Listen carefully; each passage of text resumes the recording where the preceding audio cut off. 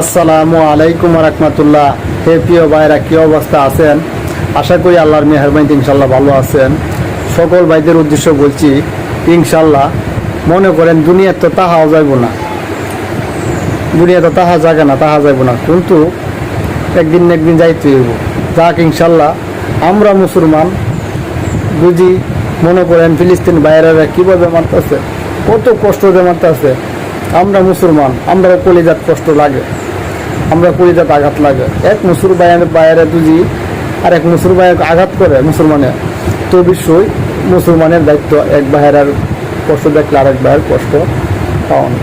তাকে আলহামদুলিল্লাহ আমরা তো তার দুধ যাইতে পারতেছি না, আর যাওয়াও যেতেছে না।